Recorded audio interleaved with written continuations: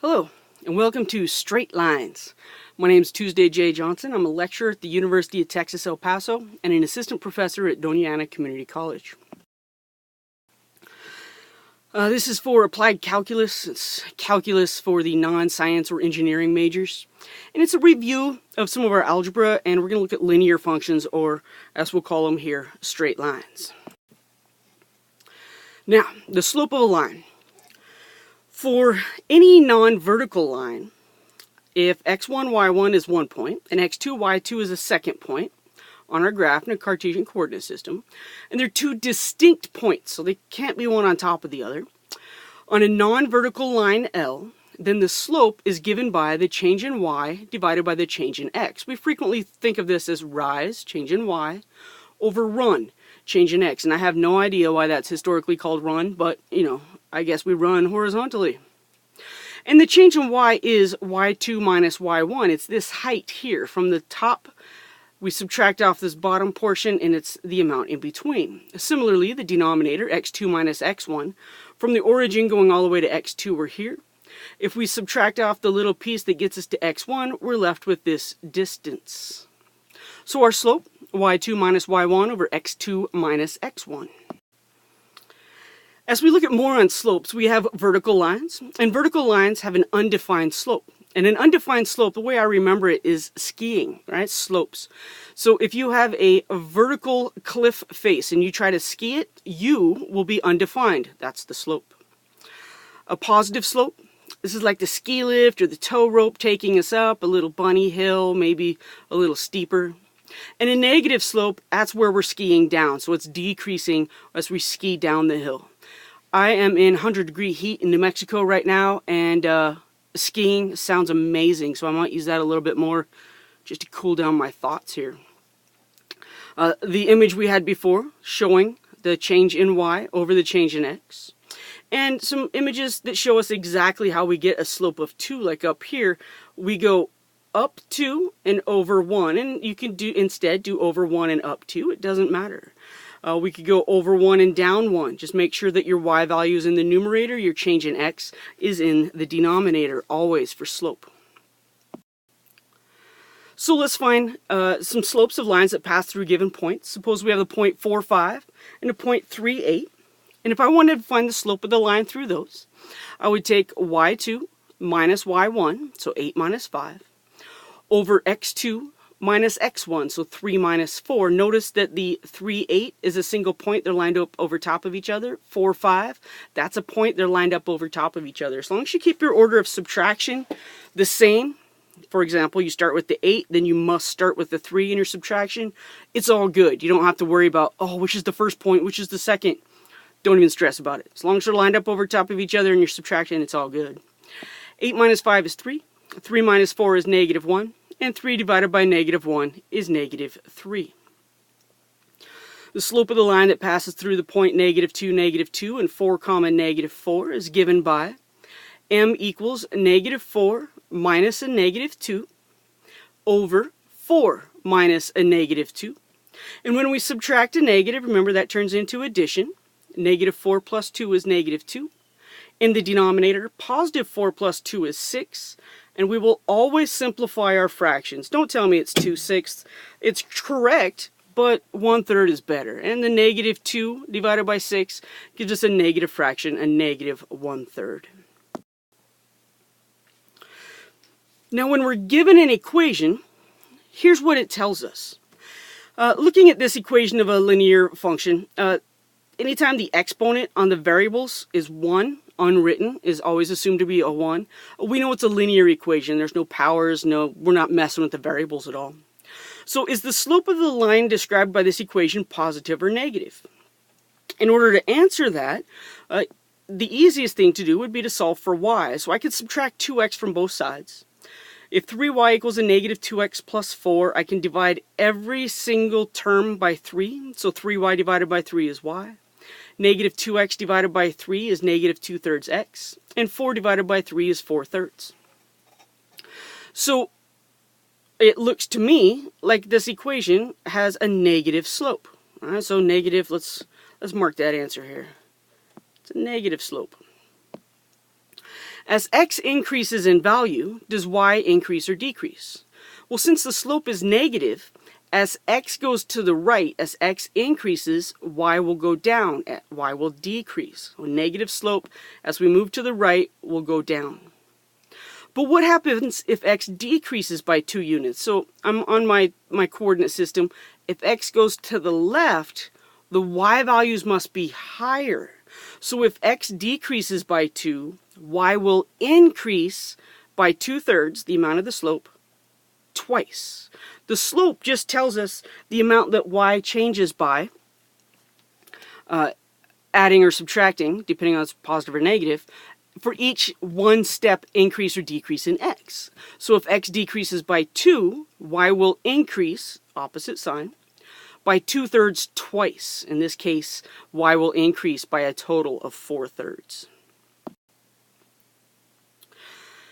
Two distinct lines are said to be parallel if and only if their slopes are equal or they're both vertical lines. If they're both vertical lines, then they're going to be parallel as well. So here are two lines parallel to each other. Perpendicular lines, two distinct non-vertical lines that have slopes m1 and m2 respectively. Then L1 is perpendicular to L2 if and only if the slopes are opposite in sign and reciprocals. For example, if m1 is 2/3, then the second slope to be perpendicular would change the sign, so it would be negative, and flip the fraction 3/2. So if m1 is 2/3, m2 would be negative 3/2. We know those two lines, the lines with those slopes would be perpendicular. We have several different forms of the equation of a line, and these are good to know. These are things that you should already know. A vertical line will always be x equals. The x value will always be a constant, and y could be anything. Y is everything. A horizontal line will be y equals b. Doesn't matter what the x is. The point-slope form is the most frequently used form for the equation of a line in calculus, and so, my calculus students, you will be needing to know this equation. Slope-intercept form, y equals mx plus b, tells us the slope and the y-intercept for any linear equation. And general form will have ax plus by plus c equals 0. Standard form, we would take the c to the other side. And a little fact that we know and that we need to know is that an equation of a straight line, it's a theorem, an equation of a straight line is a linear equation, always. Conversely, every linear equation represents a straight line. In general, when I use the term line, I mean a straight line. I don't give it that qualifier. If it's not linear, then I'll call it a curve, or the function defined by. So line, same as straight line. Every linear equation will give us a graph that is a straight line. Alright, so let's do some examples. Let's find an equation for the given line with slope -2 and the y-intercept 5/4. I can use the point-slope form. That's not true. Let's use the slope-intercept form. Slope and the intercept given to us. I put -2 in for m. I put 5/4 in for b, and I walk away. That's it. Y equals a -2x plus 5/4 fits the given conditions. If m equals a -1/2 and we're through the point 1, 2, we're given a slope, we're given a point, so I'm going to use the point-slope form of the equation.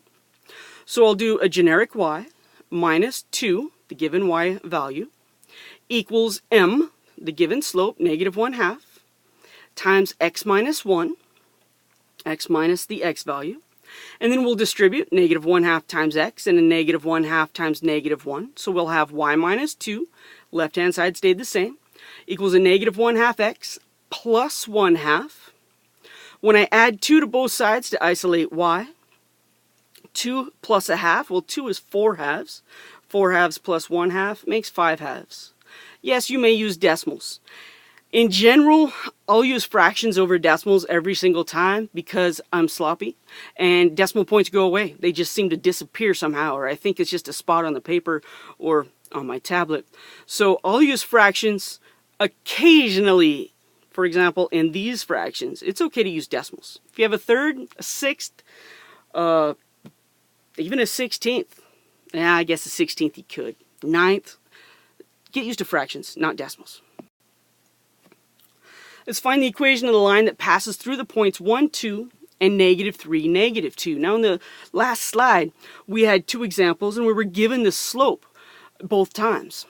We have to have the slope before we could find the equation of a line. So, given 2 points, we find the slope of the line between them. y2 is -2 minus 2, divided by a -3 minus 1.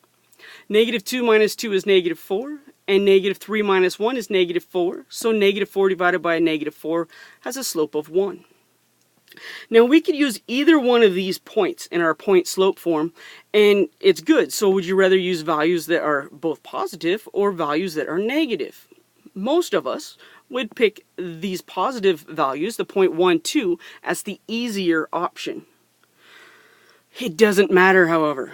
So I'm going to use the point slope form. Y minus 2 equals slope m times x minus 1. Distribute the 1. Add 2 to both sides. -1 plus 2 gives me a plus 1. Now we could check. If I put -3 in for x, -3 plus 1 does give us -2, the y value that it should, and we know that we've correctly found the equation of the line. Now this is the one that if a student has a problem, it's right here. Find an equation of the line that passes through the point 2, 4, and it's perpendicular to a given line. Once again, we have to have a slope before we could find an equation of a line, so our first step is to find the slope. Well, perpendicular, that tells me if I know something about this slope, I could find the value of the perpendicular slope. So I'm going to take my equation in general form, and I'm going to solve for y. So I'm going to subtract 3x and add 22 to both sides. 4y equals a -3x plus 22. Then I'm going to divide every single term by 4, so 4y divided by 4 is y. -3x divided by 4 is a -3/4 x, and 22 divided by 4 is I don't care. I know it's 11 halves, but I don't care, because when we're using this, all we care about is this slope right here. This is like a bad relationship. In a bad relationship, you take what's useful and leave the rest. Leave it behind you. So, blah, blah, blah, blah, blah, the slope of this line is -3/4. I don't care what the y-intercept is. I'm not going to use that at all. A perpendicular slope, I'll change the sign, so make it positive, and I'll flip the fraction, so it becomes 4/3. So now, as far as I'm concerned, none of this exists. I'm using m equals 4/3 as my slope, and I'm given a point 2, 4, so I can find the equation of a line. Y minus 4 equals 4/3 times x minus 2. You don't have to use the positive sign here. That was just for emphasis in changing the signs for perpendicular. Distribute 4/3 times x and 4/3 times a -2. Y minus 4 equals 4/3 x minus 8/3. Let's add 4 to both sides, but when I add 4 to the right side, I'm going to add it in terms of thirds. If I had 4 Red Baron pizzas and each serving is a third of the pizza, there would be 12 servings. So 12/3 is the same as 4. Positive 12/3 and a -8/3 gives me a positive 4/3 as my y-intercept, and we already had the slope for y equals 4/3 x plus 4/3. Remember, use it and lose it. It's like a bad relationship. Take what you can and leave the rest behind. All we need is the slope. And that's it for straight lines, a quick review of linear functions. Thanks for listening.